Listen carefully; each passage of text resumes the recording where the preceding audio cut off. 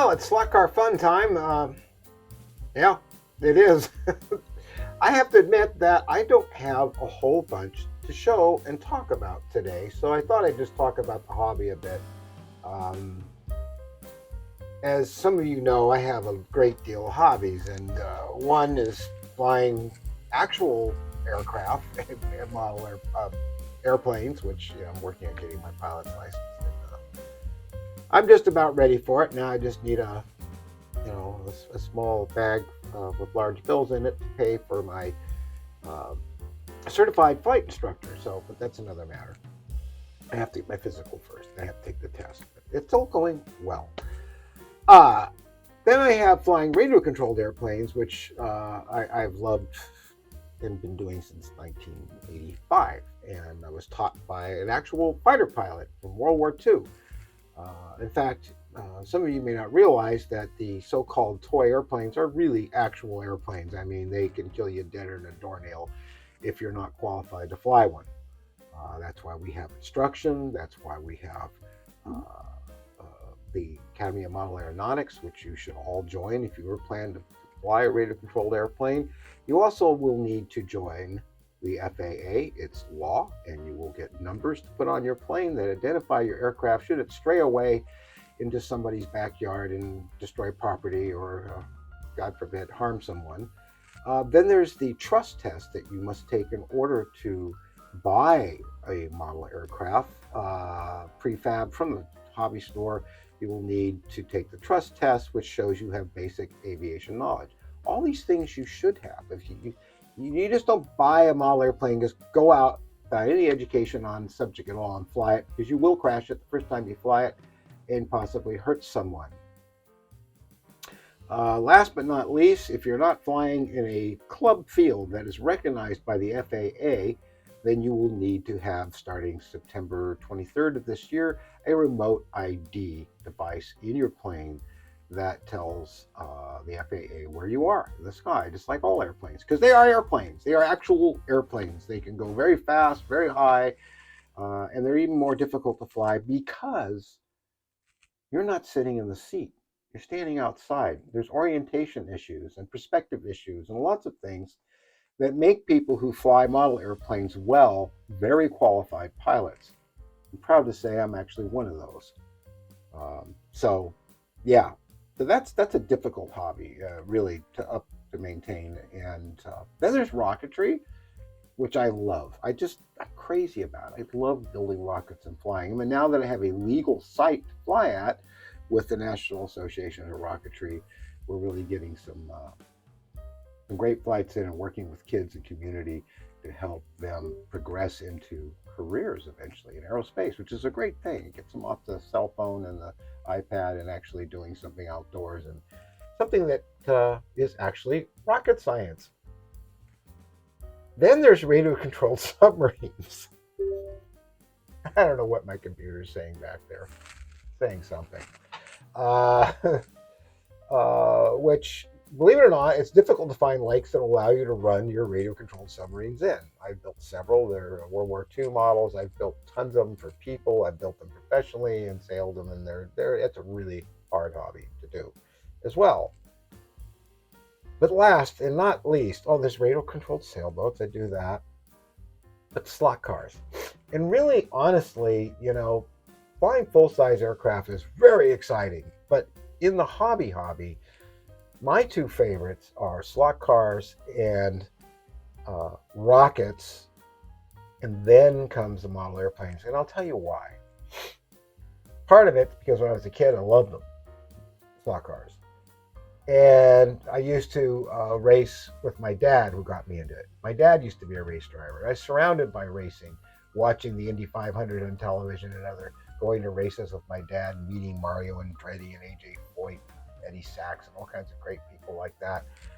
So it's in my blood, and I love cars, and I've always had a sports car, and I've always wanted a sports car when I was a kid, and I've had just about everything there is by now. So now I have a Fiat 124 Spider, which I dearly love. But slot cars, okay, it's a hobby that you can buy or build a car right there on that little table behind you. And then you can go over here to this big nice racetrack that you've built, which is an art form in itself, and then drive your creation. And if it's not quite right, just like the full-size race cars, you tweak it, you take it back to the track. Except, guess what? It could be raining outside. The power could even be out, and you can run this track on a remote battery or generator. Uh, Day or night, rain or shine, you can run slot cars and you can test out your dreams on this beautiful track, which is a oasis for many of us who work hard and come home at the end of the day and we just want to kick back and relax. And you have the ultimate child's toy, as all race cars are, full size and and the little ones, um, as your as your little piece of heaven at home. Yes, I do radio control cars too. You could probably imagine what they are. I'll show them to you. So we're just talking today, and this is why I like this hobby so much, because uh, there's all kinds of great people that make it even better, like Dave Kennedy and Travis from that slot car guy, and my friend Frank from the Netherlands, who does these wonderful videos and building of of, of slot car scenery and stuff. That's just incredible. And I'm sorry, Frank, I'm not saying your last name, but I'm sure you'll chime in the comments. And I have a lot of friends all over the world, people I never would have got to know or had the pleasure of knowing and have as friends wasn't for the community in this hobby, which is really great. Now, all the hobbies have a community, especially aviation. It's big, and rocketry, but they're all great. These hobbies are good for the soul. They make you wake up in the morning with a passion for something that even if you have to go and work a job you don't like, you've got this hobby. You can build something, fly it, race it, that just keeps you going. Even in the bad times, you're down and out, you go out to this track and you run some cars, and by half hour into it, you're grinning ear to ear. So these hobbies are lifesavers. They're not just important, they keep people going. And I know plenty of people in their 90s that are still flying model aircraft. One of them's 97 at our field. Drives every weekend, flies with us, no problems. It's having that passion for something that keeps you going. You have a reason, a purpose. So hobbies do that. So I'm going to show you the RC cars, which I don't get to spend enough time with. Don't you hate it when you think you were filming and you weren't? That actually happened during our shoot. Anyway, I was going to show you the cars. These are all Tamiya. This is the 4GT, the modern one, which I do not like. I like the running gear in it. I'm going to be building probably a Ferrari body for this myself from scratch and vacuum form at my studio on my vacuum form machines. Of course, the Volkswagen. I've owned many, many Volkswagens. I love them. This one's four-wheel drive, a rally. This is a sort of modern day F1 car, very fast because I have the latest gear in it. And over here, who doesn't like that Ferrari? That's one of my favorites to run. It really is. So we have a track locally I go to that's asphalt. That's really nice. Of course, here's the track. I'm kind of rushing through it because I got to get back to editing my film over here, which needs to be done pretty soon. I was saying in closing, and I thought I was recording all this, that I've been in film since 1971, when I first went to work at the American Zoetrope with Francis Ford Coppola, and George Lucas was there, and that was when he was doing his movie THX 1138. I think his best film he ever made. That's the film that got his career started. I worked there. I came to Hollywood. I ended up becoming a special makeup effects artist and actor, as a creature actor and gorilla suit actor, and I produced films, written films, and I'm still today making my own films. So that sort of encapsulates what I went on a lot longer about, but running out of time here. This is really a cool thing. This is the Dan Gurney Eagle, the Indy car. I had a clear body for. I forget where I got it. So I started working on this. Now the tires and rims you see on here right now are just temporary. I just ordered from Electric Dreams the correct tires, the correct rims. But everything else I have, and I've got lots of crown gears and lots of pinion gears, and these great little motors, which is what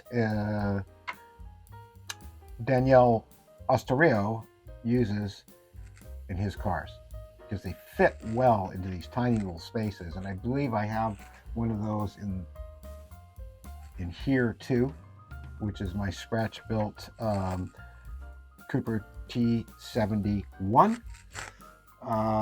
And I think I have one in this too. This is my scratch built T51 Cooper, and yes, they were this flat and bubbly.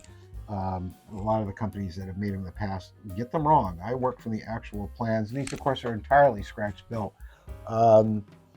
But being able to make your own cars and then go over here onto this wonderful track and run it is a wonderful thing. And I did that with this one right here. And then I took it over here, set it down on the track, and I said, let's see how this car runs, because the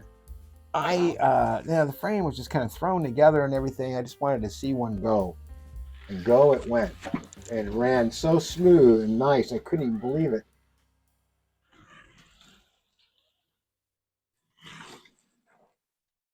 Yes, and it came off the track, even with it slotted. I find that the slot guides work the very best. Um, I sometimes modify them; they're a little deep for this track, so yeah, I love these cars. They're just wonderful, and they run very quiet and very smooth. And I built them myself, so it's really neat to be able to go from this and all the engineering involved and all the fun you have building something like this and figuring it out, and just being able to go here. Because with a model airplane, you spend a long time building it, and you don't build it in a small room like this. You have to then take a drive, go to your field, get it out, set it up, put the battery in, or gas, depending if you're doing gas stuff, and you have to fly it. And not very often, but sometimes things go wrong, and usually it's not the pilot; it's it's the aircraft. There's something you missed, or a piece of its technology goes astray, like a servo goes bad or something like that. So, and then of course it gets damaged, and you got to bring it home and to your shop and fix it again, do all that stuff, go back out there, and you have to do that with RC cars somewhat, and you have to do it with sailboats and all the other hobbies I've described, except this one. You go from here, oh, you go from here, or should I say here, to the finished one, and you turn around, in your swivel seat to here, and you run it. And if it runs great, you grab yourself a nice shot of tequila or your favorite beverage, and you run it on the track that you also built. That's right here at home, rain or shine, you can race. Even the lights go out, because I have a power supply that will run this track. And if the internet's not working, if the internet's down, your track will never let you down. It'll run. It's an analog device. You turn it on. Some of you have digital. Even with the digital, you turn it on and it runs. It does not have to be connected to the internet. So I love this hobby. It's the best darn hobby. It always has been ever since I was a little kid, which I still am. So I hope you guys enjoyed this. I have a new car coming next week on my birthday, which is Sunday, from Electric Dreams. I know Mary, I gave her several choices, and I'm not sure what it's going to be, but I hope it's the Polycar Ferrari, but I gave her a lot of different ones, any of which I'll be happy to get. And we'll take a look at it and have some fun with some laps around the track. You guys, thanks so much for watching the show. More and more of you are doing it. More and more of you are hitting the like button and spreading it around, and I really appreciate it, because you know what? This is slot car fun. See you next week.